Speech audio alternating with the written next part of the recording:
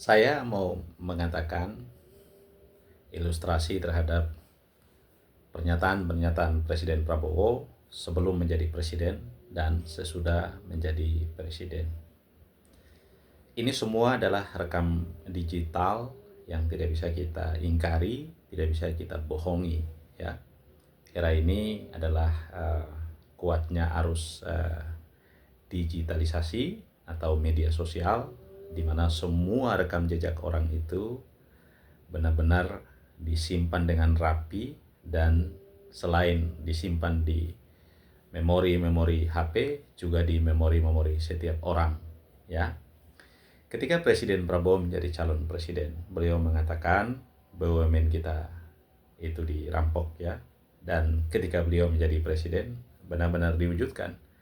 BUMN kita benar-benar dirampok, tetapi dirampok dengan menggunakan undang-undang, ya. Dirampok dengan menggunakan kewenangannya, kemudian membuat regulasi yang menunjukkan itu ke arah secara tidak langsung itu sebetulnya merampok uang-uang BUMN, ya. Nah, beliau juga mengatakan dalam posisinya sebagai capres kala itu, mengatakan bahwa ada ancaman yang sangat serius, Indonesia akan bubar di 2030, ya, ketika melihat kenyataan-kenyataan kehidupan ekonomi, kehidupan politik, kehidupan demokrasi, kemudian kehidupan rakyat kita yang makin miskin. Beliau mengatakan itu ancamannya Indonesia 2030 akan bubar. Dan ketika beliau menjadi presiden, saya melihat kebijakan-kebijakan yang beliau ambil, beliau terapkan, itu menunjukkan gejala-gejala Indonesia bakal hancur, terpuruk, ya. Jadi apa yang beliau ucapkan itu beliau benar-benar wujudkan, ya, dalam bentuk yang kemudian nyata, ya. Beliau juga mengatakan, saya akan kejar koruptor ke Antartika. Ya, benar. Saya melihat mimpi beliau menjadi presiden itu kemudian terwujud menjadi presiden, dan beliau mengejar koruptor tidak sampai ke Antartika, sampai ke Thailand saja, ya. Kemudian bawa Perdana Menteri Thailand, ya, Thaksin Shinawatra menjadi salah satu penasehat di Danatara BUMN kita, ya. Kemudian beliau bilang, saya tidak gentar menghadapi koruptor, ya. Saya tidak takut dengan koruptor. Ya, memang beliau tidak takut. Ketika menjadi presiden, koruptor-koruptor di dalam negeri itu dijadikan pejabat di lingkarannya, dan masih menemani beliau siang hari malam di rapat kabinet dan segala macam. Jadi orang-orang yang memang benar-benar jelas rekam jejaknya itu terduga koruptor, itu justru malah berada di sekitar presiden. Ini yang membuat distrust dan sakit hati rakyat melihat itu. Kemudian beliau mengatakan gaji guru, ASN, dan penyuluh pertanian akan dinaikkan, ya. Faktanya gaji yang sudah rendah itu kemudian diefisiensi, dan para ASN, guru, dan bahkan honorer yang banyak yang menanti nasibnya tidak pasti. Jadi ini situasi yang kita hadapi, ya. Nah, saya ingin mengatakan begini, kalau kemudian pemimpin kita antara ucapannya dengan tindakannya itu tidak bersesuaian apa yang kita mengharapkan, ya.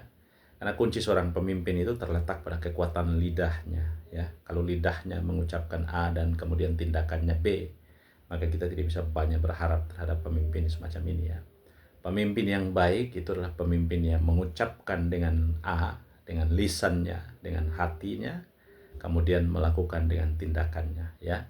Jadi itu pemimpin yang baik. Tapi kalau pemimpin yang lidahnya mengucapkan lain, di pikiran dan hatinya lain, tindakannya lain, nah ini pemimpin yang membahayakan masa depan umat, ya, masa depan bangsa dan negara.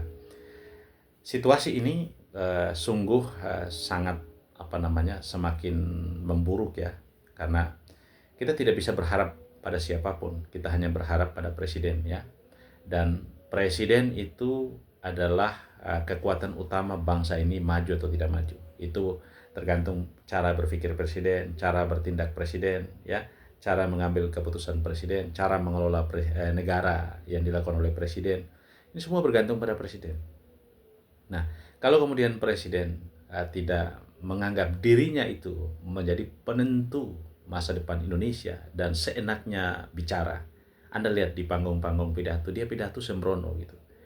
Kemudian tidak menggunakan teks, atau seringkali mengucapkan kalimat-kalimat yang kemudian itu tidak bisa dipertanggungjawabkan, kontroversial dan lain-lain. Nah, misalnya kata ndasmu, kemudian biarlah anjing menggonggong, kemudian kita jalan terus, kemudian mengatakan Oh, negara-negara maju mengirim surat mau belajar makan praktek makan siang bergizi gratis di Indonesia.